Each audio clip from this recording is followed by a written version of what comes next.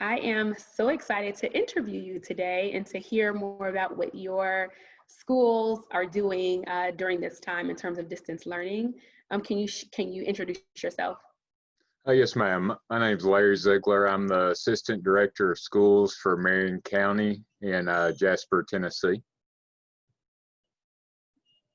Awesome. And so we are excited to learn more from you. We heard so much about the work that you all are doing in terms of distance learning, and are excited to share with other folks what you all are doing. So what's the experience been like in the past few months with distance learning with your schools? Yeah, the closure came about during our spring break. So our goal during spring break was to accomplish two things. One, the first day of closure for our students to be fed, most importantly, and then second, for them to be provided instruction. We accomplished both of those goals. It was a blessing that the closure occurred during our spring break, which gave us a little time to coordinate everything.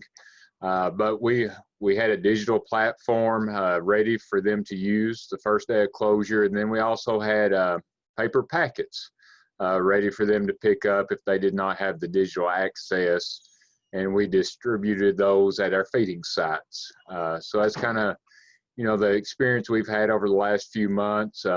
We've had real good participation. Almost 87% of our students participated in one form or the other and received instruction through those two platforms. And so it was not perfect by any means, but in a tight window, I felt like our teachers, our instructional leaders did a great job getting instruction in the hands of our parents and our students during this unforeseen closure. Wow, it sounds like you all really took care of your students and families and thought about, A, they need to be fed, and B, they need the instruction, and met those needs really quickly. That sounds amazing. And then to hear that you had 87% participation, how did you all gauge what was considered participation or not? We engaged participation through our teachers, made the commitment to at least weekly to reach out to every one of their students. And during just those touch points and that contact, we could measure, who was doing the digital platform, who was picking up the packets, who was returning the packets. So just through multiple means of checking the platform, talking to our teachers, and packet returns, that's where we came up with the number of 87% participation. I love it. So it sounds like students were super engaged during this time. What tools are you taking with you into the fall and summer to help maintain the success or even extend the success? Yeah, well, we've learned just as much from the failures as the success, to be honest with you. We did a parent survey near the end of school to just get their feedback of what went well with distance learning and what we could do better as a school system. And one of our biggest takeaways, and we knew this would be a takeaway, was that our amazing teachers needed to be providing direct, explicit instruction to our students. So that's our biggest takeaway, and we're using this summer to prepare and make plans for if, we have another closure or school looks different in the fall, that we have means in place for our teachers to provide the direct, explicit instruction, and for it to be interactive with our teachers and our students, because I just deep down feel like that's when the best learning occurs, is when you have engagement between, the teacher and the student, and student to student. So we just want to make sure that occurs, in the fall in whatever way it needs to. But also another big thing was just, we have to be flexible. We have to plan for different scenarios. We have to plan for areas of our rural community that does not have internet or data access. And we just have to be flexible and look at multiple scenarios, because there's not one answer to, the remote learning, distance learning, and everything else we're dealing with at this time. And goodness, do we wish there was just one answer. to Yes. solve all of our problems with this. But you're right, there isn't one. Can you talk about more about um, what are you all doing in the fall to help teachers maintain that live engagement and collaboration with students? Yes, ma'am. For the last 3 weeks, we've been working with instruction partners on supporting our teachers with the implementation of our new ELA curriculum and continuing the implementation of our math curriculum. So we're just building in with that implementation work all the different scenarios that they could be faced with in the fall.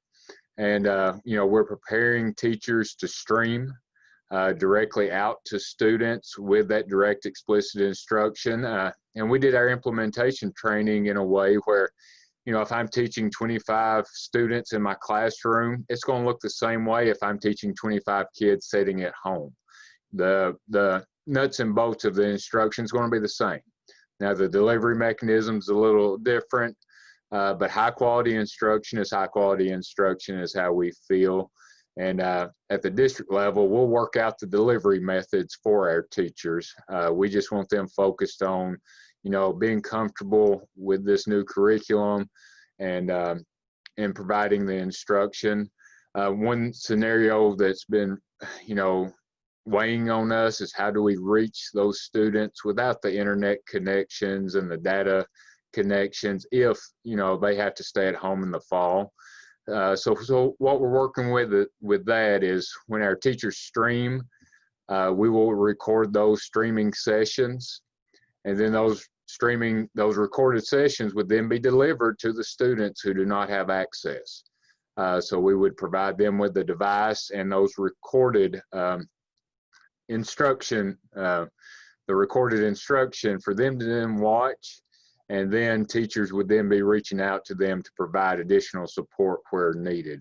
So we're just trying to be very flexible at how to get direct instruction to our students because in the spring, the platform we used worked great, the packets worked great, but nothing will ever replace a high quality teacher. And so we are just working hard to make sure that we can get our teachers' faces and voices to our kids in whatever scenario we're faced with. My goodness, I love the way you value and appreciate your teachers and know their significance. Yeah, it really does count when students are thinking about whether I'm going to come to school, whether I'm going to participate, whether I'm going to turn something in, that the quality of the teacher really does count and matter. Yes. So you talked about some of your most vulnerable students in terms of students who may not have access to technology. What are some other ways that you're thinking about supporting students who either have IEPs or disabilities of some sort during this time? Yeah, we actually discussed that this morning, and our students with disabilities, our ESL students, we're going to have another level of that direct interaction where they're not only getting that direct explicit instruction from their regular teacher, but they'll also get that direct instruction to provide those skill needs and the language needs also in a direct manner. And, for each child with those different needs, that might look a little different. But our commitment for those are the same as our commitment for all other students, that we want it to be adult to student contact, interaction. I'm just a true believer in, we've got to talk to each other. We've got to see each other's faces, see each other's eyes. And I just think that's what kids need. That's what adults need. So we're just working, and we'll work individually with those students. So if any of those in the fall are at home, we'll make sure their needs are met as well.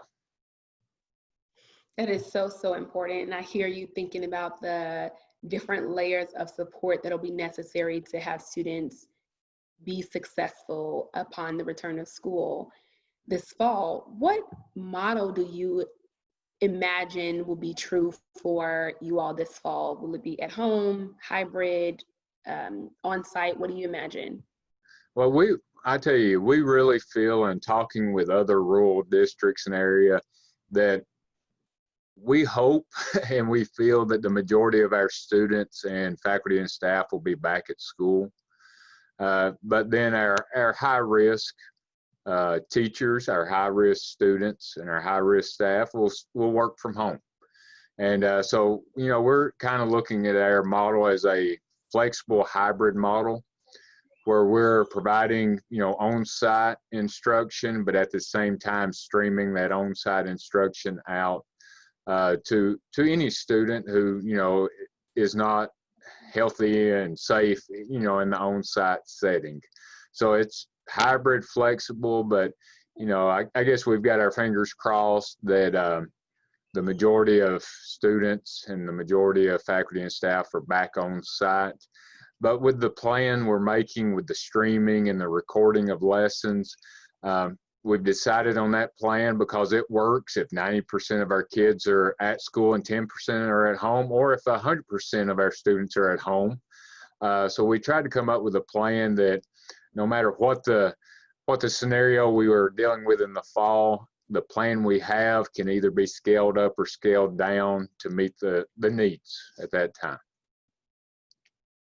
What interesting way of thinking about it, and being able to do that work early on so that you don't have to keep coming back to it in terms of creating a flexible plan for the fall. I love that. What would you say have been the most helpful resources in preparing you all for the summer and fall from instruction partners? I tell you, the most important resource to us is not a one you hold in your hands, but it's having a thought partner that is willing to push back on your thoughts. We're a small rural district. Most of our faculty and staff was born here, went to school here, and this, we're not leaving home. So just to have those outside thought partners for us to be able to share what we're doing, share our ideals, and to get their perspective has been huge. They share research with us. Our reentry plan, we've built hand in hand with them. Our curriculum implementation plan has been built hand in hand with them. Everything we've did with instruction partners has exceeded our expectations. And that's not just, that's the truth. Everything has absolutely exceeded our expectations, and they've went above and beyond to support us with our implementation of curriculum, with our reentry planning, and just with, any area of support we've needed. So I can't pinpoint just one thing besides just the true partnership that has developed between, Marion County Schools, and we call them our team, which is Cammie, Nicole, Connor, and Michael. It feels like a true partnership where they're invested in our kids just as much as we're invested in our kids. So it's just been an amazing experience that we just hope to continue to build and do the best we can for our kids. That is awesome. And I'm so grateful to hear that so many of my colleagues have had such an impact on your school. I'm not surprised because they also raved about you and your school. So excited to really hear that. As folks are listening and planning for their summer and their fall for reentry, whatever context that might be, what advice, Larry, would you give for folks, or insight do you have for folks, or something that you all have that's worked really well that you can share with other people who are listening in? Well, I think it's being flexible. That's something that our school district has not always been. We've had our way of doing things, but just that, there's several different ways to get the results you want, and it doesn't always have to be the way it's always been done. And just to be flexible and to be open and listen, and just to be open to different ways of accomplishing your same goal. And our goal is student outcomes. And, with that is our number one focus is to keep our kids and our faculty and staff safe and healthy. So that's number one. But then after that, it's about providing them with the instruction and the support they need to reach their goals in life. And so just, this has been, these past 3 to 4 months for me has been all about being open-minded, being flexible, and because I don't think anyone has the answer. But I think looking at all the different scenarios and listening to as many people as possible, everyone can develop a plan that's best for their students, best for their communities, to accomplish the goal, which is still to prepare our kids for their life after us. And so that's kind of just my biggest takeaway from this entire experience that we've been through and that we're still going through. Yeah.